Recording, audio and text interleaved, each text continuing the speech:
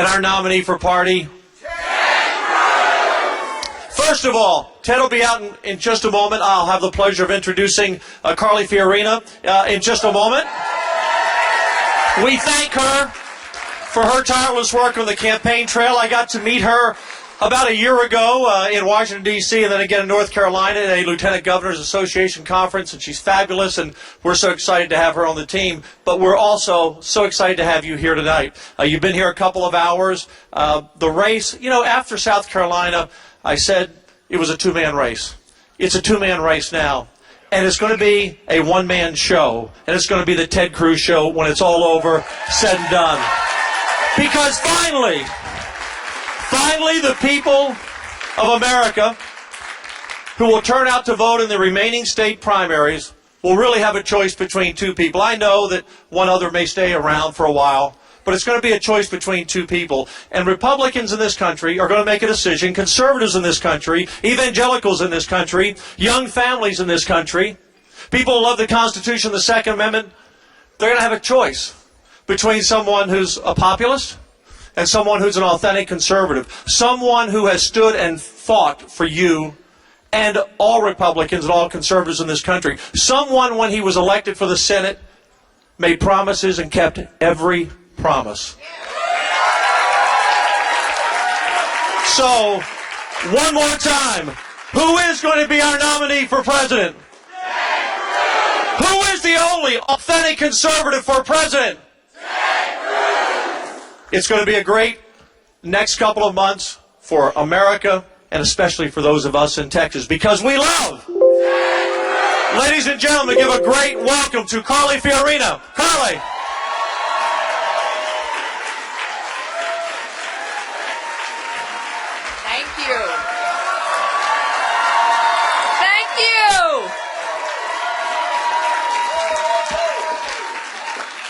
Good evening. We have heard a lot of speeches tonight, and I now know there is one speech that you are particularly here waiting for, and we will get to him in just a moment. But we heard, of course, an uplifting and very gracious speech from Marco Rubio.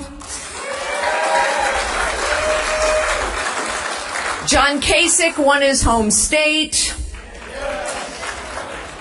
Hillary Clinton now is clearly the nominee of her party, and I have to tell you, about halfway through Hillary Clinton's speech, my husband texted me and said, "I just can't take it, I'm turning on the Big Bang Theory."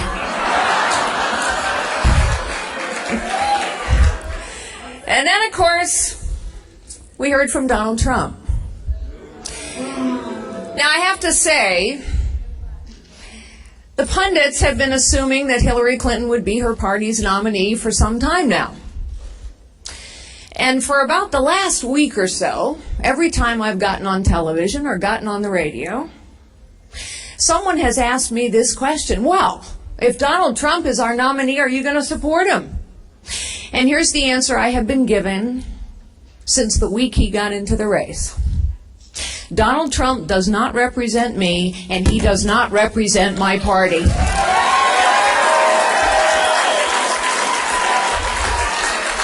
The truth is, if you listen to Hillary Clinton and Donald Trump back to back, as we got the opportunity to do tonight, when you listen to Hillary Clinton and Donald Trump back to back, you know that they are just two sides of the same coin. Hillary Clinton has made her millions selling access and influence from the inside, and Donald Trump has made his billions buying people like Hillary Clinton off. They are the system. And for all the people who hope that Donald Trump will be their champion to fight the system that no longer works for them, he will not. He will continue to take advantage of that system as he has his entire life. There is only one fearless fighter against the Washington cartel in this race, and we know, you know who that is. That's right. Now, having run for president myself, I know it is hard. It is hard for supporters who have fought hard for a candidate. It is hard for those supporters, particularly when someone has won one or two. It's hard for those supporters to say it's time to unify behind someone else. But it is time to unify now behind the one candidate who can beat Donald Trump, save the soul of this party, and go on and challenge the establishment in Washington, D.C.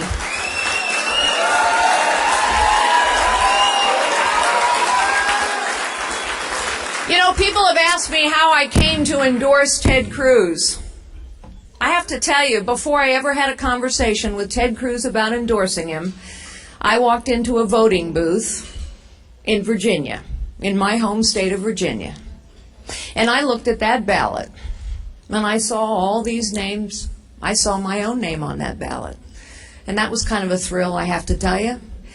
And I thought about all the supporters who had fought hard for me. And then I thought about why I ran for president in the first place. I ran because I know we need a real constitutional conservative in the White House.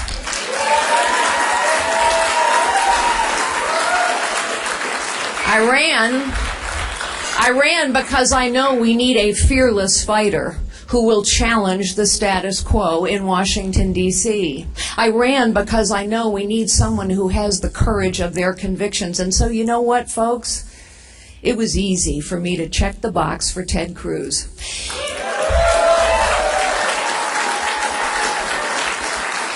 And so I say to all of you who have worked so hard for Ted, and all of you across the nation as well, now is the time for us to unify behind a constitutional conservative who represents the best of our party and the best of our movement. It is time now to unify behind the one man who can both beat Donald Trump and beat Hillary Clinton. It is time to unify behind a man that we can trust in private as well as in public. Ladies and gentlemen, please join me. Give it up for the next President of the United States and the First Lady of the United States, Ted and Heidi Cruz.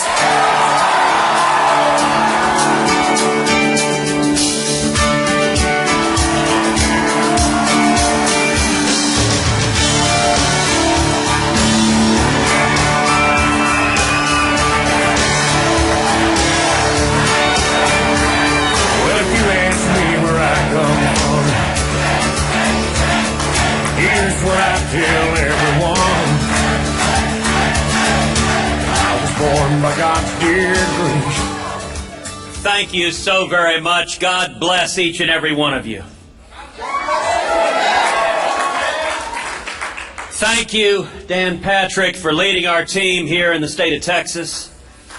And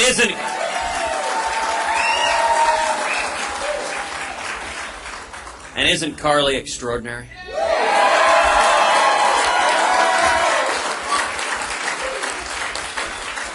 Such a tremendous leader. And I got to tell you, she terrifies Hillary Clinton. Hillary tosses and turns in her jail cell, thinking about her. Tonight was a good night.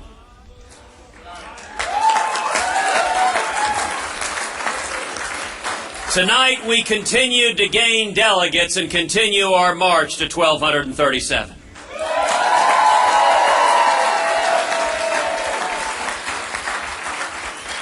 And after tonight, America now has a clear choice going forward.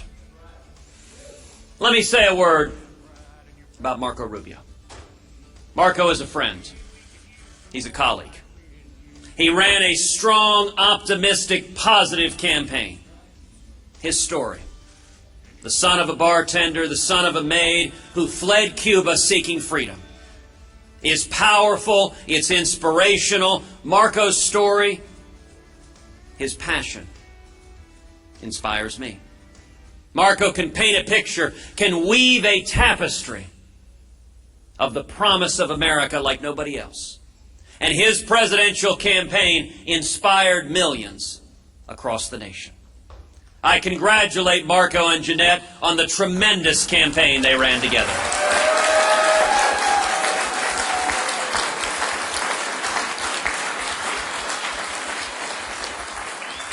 To those who supported Marco, who worked so hard, we welcome you with open arms.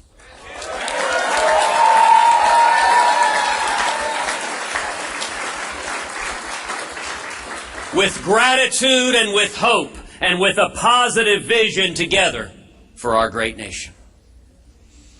We welcome you to join us along with remarkable leaders like Carly Fiorina, like Governor Rick Perry, and like all of the Republicans who are uniting behind our campaign, from Mike Lee to Mark Levin to National Review.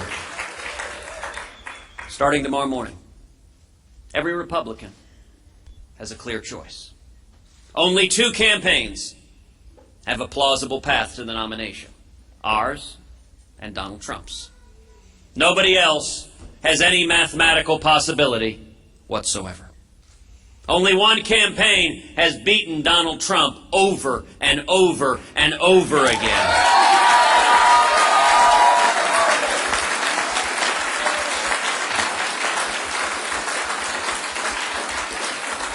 Not once, not twice, not 3 times, but 9 times all across the country, from Alaska to Maine.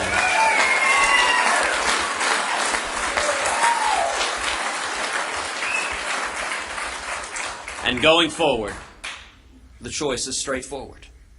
Do you want a candidate who shares your values, or a candidate who has spent decades opposing your values?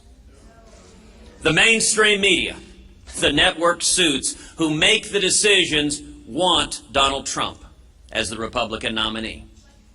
That's why they've given him hundreds and millions in free advertising, because they are partisan Democrats ready for Hillary. And they know that Donald may be the one person on the face of the earth that Hillary Clinton can beat in the general election. But the media aren't going to decide this election. The voters will.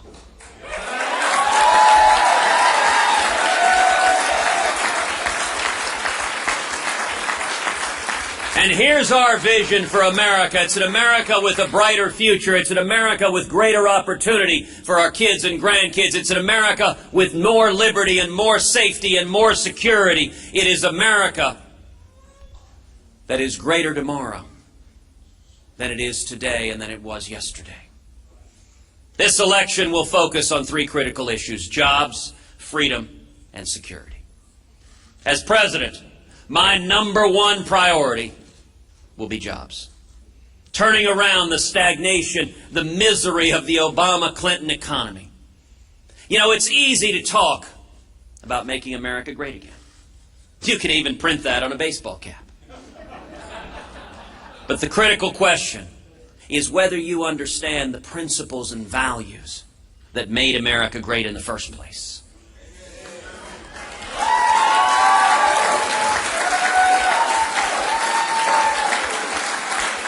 The heart of our economy isn't in Washington, D.C. The heart of our economy is small businesses all across the United States of America.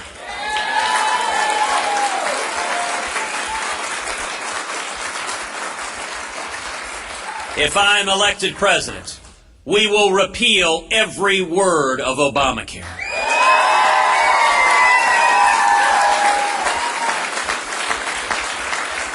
We will pass a simple flat tax and abolish the IRS.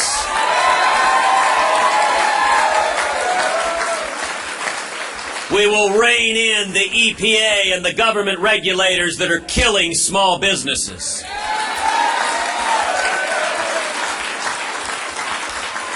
And we'll stop amnesty, secure the borders, end sanctuary cities, and end welfare benefits for those here illegally.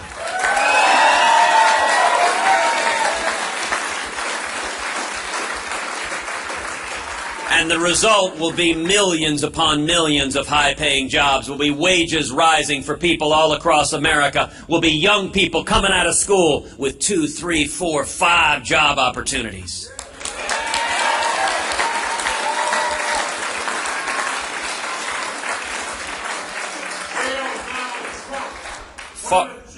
Far too many politicians focus on Washington, D.C. To the lobbyists, to those like Donald Trump who buy influence, and to those like Hillary Clinton who sell influence, Washington is the center of the universe. but we understand that isn't right. Together, we will make Washington less relevant in all of our lives.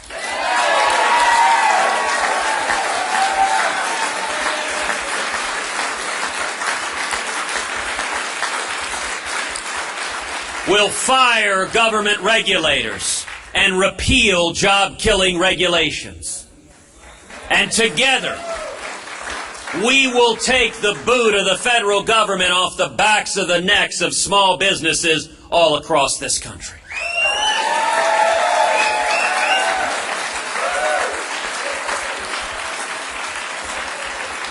It's not about the cronyism and the bailouts that far too many Republicans and Democrats have done over and over again to benefit the rich and powerful. Instead, less government is more freedom.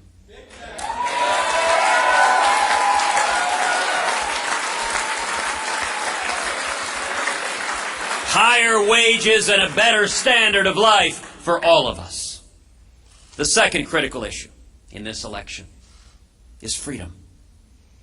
2 debates ago, Donald Trump promised all of us that he would compromise with Harry Reid and Chuck Schumer on replacing Antonin Scalia to the United States Supreme Court. Our rights hang in the balance, and let me be very, very clear to the people of America. I will not compromise away your religious liberty.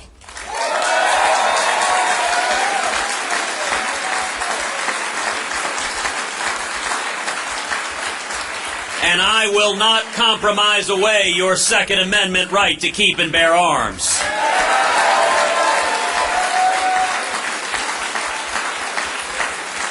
And every justice I appoint to the court will be faithful to the law and will ferociously protect the Bill of Rights for your children and for mine.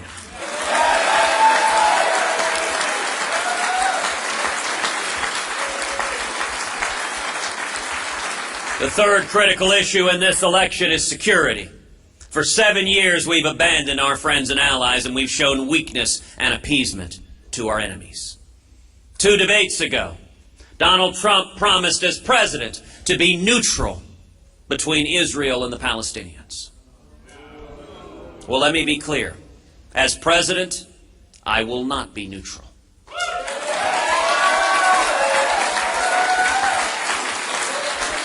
America will stand unapologetically with the nation of Israel.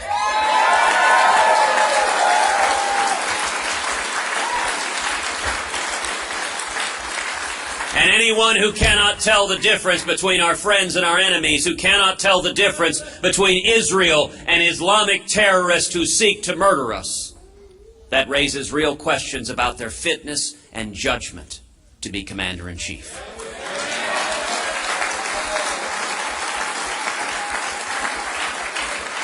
Donald Trump says he will keep in place this Iranian nuclear deal and try to renegotiate it.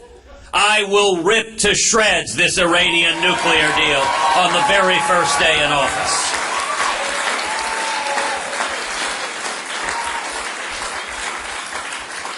Over 7 years, President Obama has weakened and undermined the military. We've seen this before with another weak Democratic president, Jimmy Carter, who did the same thing. And in January 1981, Ronald Reagan came into office.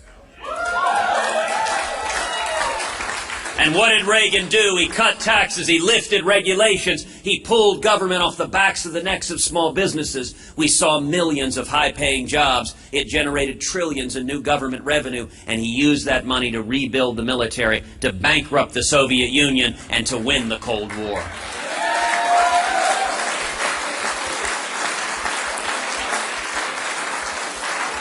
I intend to do the exact same thing with radical Islamic terrorism. We are going to repeal Obamacare. We are going to pass a flat tax, lift the regulations, stop amnesty, and we will see millions upon millions of high-paying jobs, trillions in new government revenue, and we will use that revenue to rebuild this military so that it remains the mightiest fighting force on the face of the planet.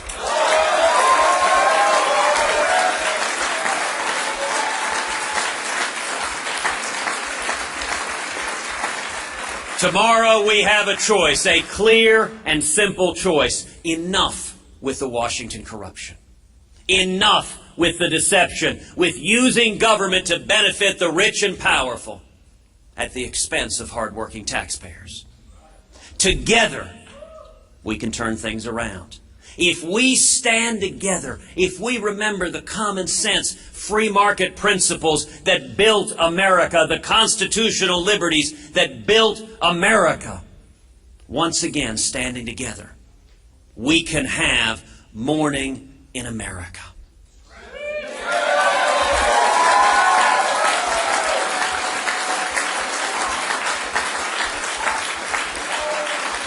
Now is the time for Republicans to unite, for independents to unite, for libertarians to unite, for all of us who want a brighter future for our nation to come together and stand as one. Starting tomorrow morning, there is a clear choice, a clear and direct choice. And for everyone who wants to see a brighter tomorrow, we welcome you to our teams. We welcome you with open and welcoming arms. Thank you, and God bless you.